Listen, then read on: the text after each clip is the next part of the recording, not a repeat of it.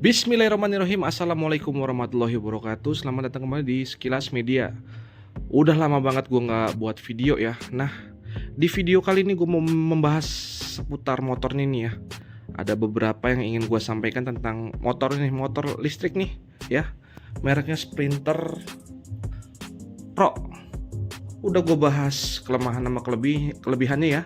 Dan juga waktu gue unwrapping ya ketika motor ini datang. Namun sebelum gue lanjut untuk ngebahas motor ini ya, jangan lupa bantuan subscribe-nya agar gue lebih bersemangat ya buat konten kayak gini lagi ya. Dan jangan lupa tinggalkan apapun pertanyaan kalian di kolom komentar ya. Thank you juga udah ngasih jempolnya. Namun seperti biasa, intro dulu.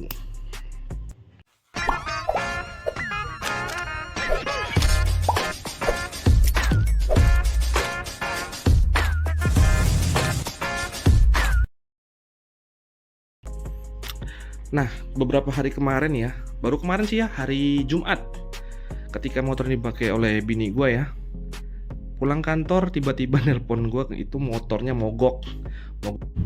Nih ya, kita udah masuk. Oh, ini bini gue pinggir jalan nih. Nah, ini dia nih, bini gue nih. Waduh, dia di mana ya?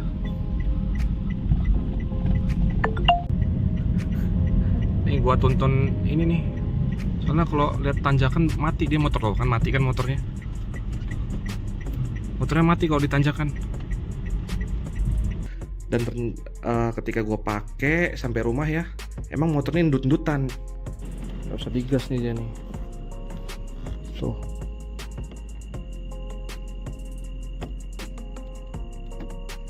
nggak usah digas nih. Matiin, pin lagi. Dan indikator untuk ininya nih,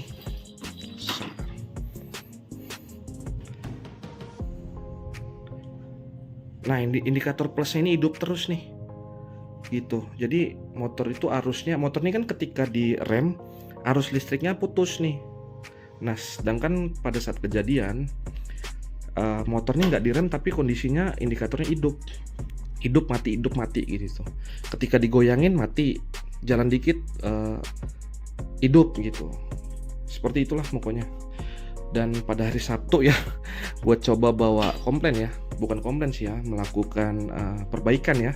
Ada apa dengan motor ini, dan cara bawanya gue step ini, bini gue yang bawa, dan gue bawa motor Mio Jaguar gue tuh di luar tuh, Mio Jaguar tuh NMAX udah gue jual ya.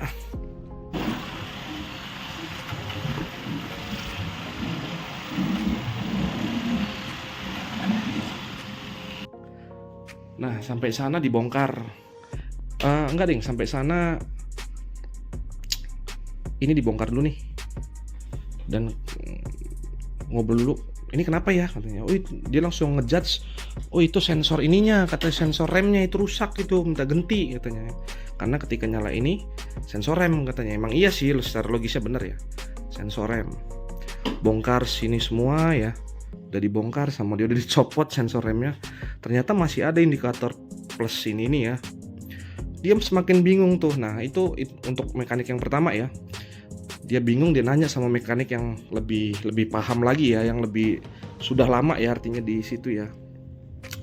Dia cek, iya dia pakai tester listrik itu, apinya ada semua gitu. Oh iya, dan ini ya, kilometer udah 7.000 nih ya, udah pemakaian 1 tahun nih.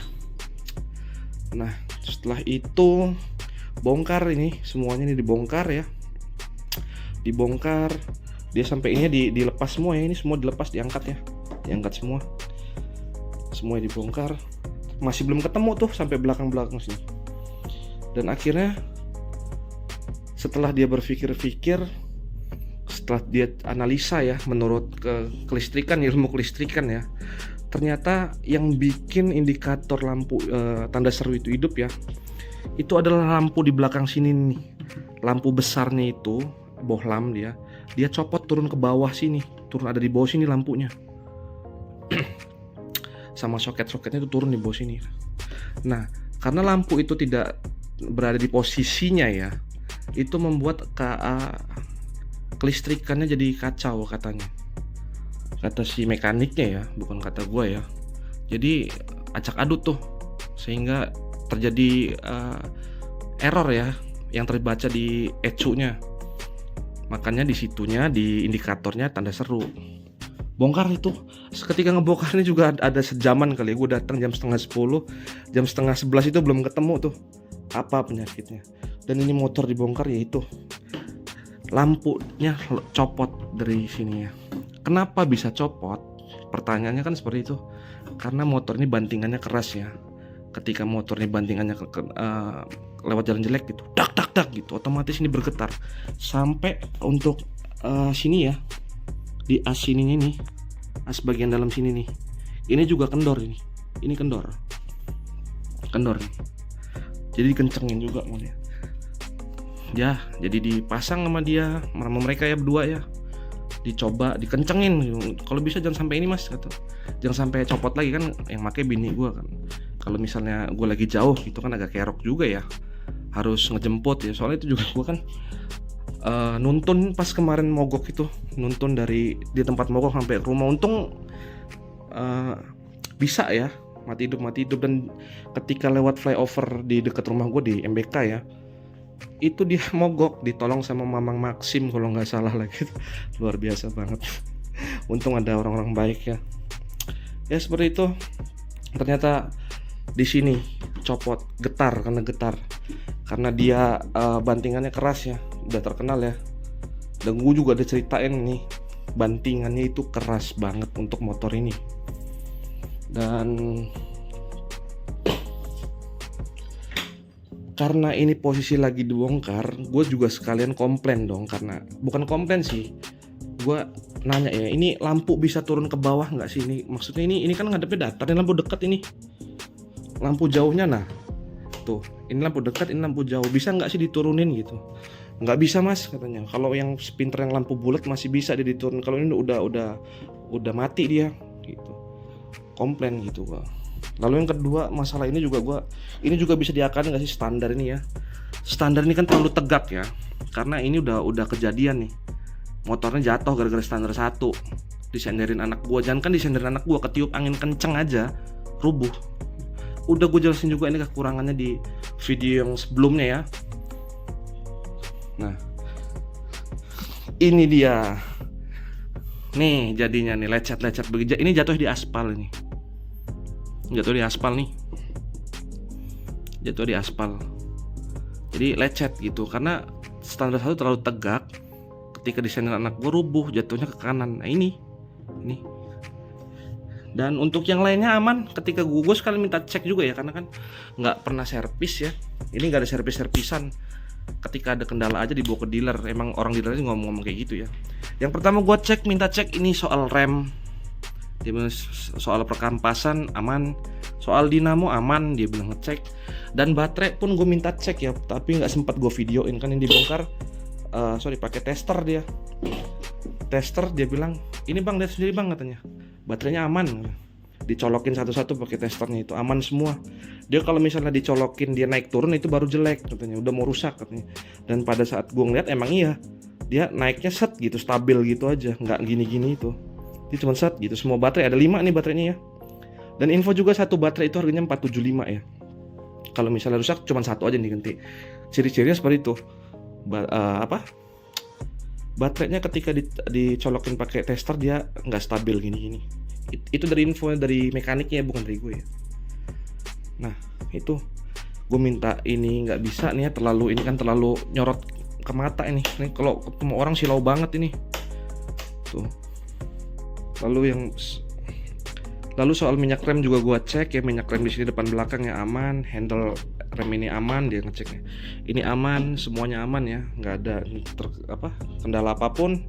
Setelah pemakaian 1 tahun ya, 1 tahun gue beli ini Juli 2023 dan sekarang udah bulan mau Desember, 1 tahun lebih. Kendalanya baru kemarin itu, baru tanggal berapa kemarin ya, Jumat kemarin, tanggalnya gue lupa tanggal berapa ya, tanggal 8 atau 7 gitu ya.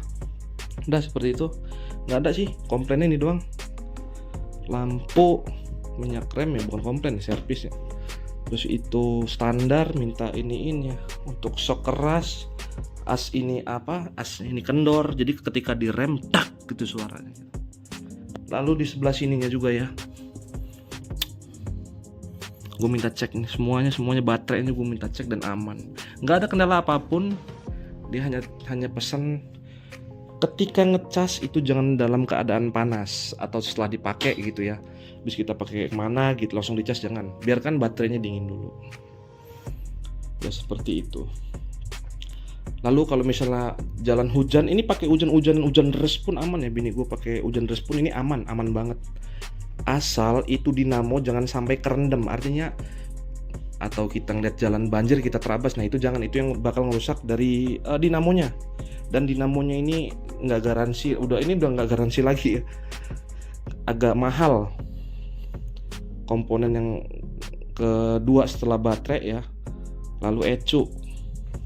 Pertama baterai, kedua dinamo, ketiga ECU tuh, itu yang fatal tuh. Nah itu jangan sampai dia kerendam, dia bilang seperti itu. Udah nggak ada pesen apa-apa lagi, dan itu gua nggak klaim garansi karena garansinya udah setahun lebih ya, udah habis. Jadi gue itu bayar manual, dan yang bikin gua kaget lagi, untuk biaya perbaikan ini dikenakan cuman 40.000 aja. Cuman 40.000. Kata murah banget. Kalau misalnya motor kan bisa 150.000 ya untuk jasanya doang, ini cuma 40.000. Dan di luar biaya servis itu gue kasih ke dua mekaniknya itu duit gocap ya, 25 buat mereka makan siang lah, ucapan terima kasih gue gitu. Jadi kalau gue minta tolong mereka nggak kapok juga, malah gue lebih besaran biaya gue ngasih tips mereka ya daripada jasanya. Jadi seperti itu. Dan ngomongin soal pajak, ini kemarin udah bayar pajak ya sekali, tetap dong kita taat pajak dong. Dan ini kemarin bini gue nyuruh anak buahnya ya dari kantornya bayarin pajak. Anak buahnya nggak percaya tuh kalau bayar pajak 40.000. Ini pajak 40.000 doang nih, gila, murah bener. Ya kurang lebih gitu ya. Baru sempat upload ini tentang gimana bawa motor ini ya setelah 1 tahun pemakaian ya, masih dipakai sampai sekarang sama bini gue. Dan rutenya itu dari rumah ke kantor itu 10 kilo, dari kantor ke rumah 10 kilo, jadi per hari itu 20 kilo ya. Dan ini juga ya, untuk kilometernya ya 7.000 dari nol ya waktu beli kemarin. Jadi ini pemakaian ya kurang lebihnya 1,5 tahun lah. Oke gitu aja mungkin sharing pengalaman gue mengenai pemakaian motornya dipakai bini gue ya selama 1,5 tahun ya. Jika ada pertanyaan ya atau mau sharing apapun silahkan tinggalkan di kolom komentar ya. Gue akhiri, wabillahi taufiq wal hidayah. Wassalamualaikum warahmatullahi wabarakatuh. Thank you.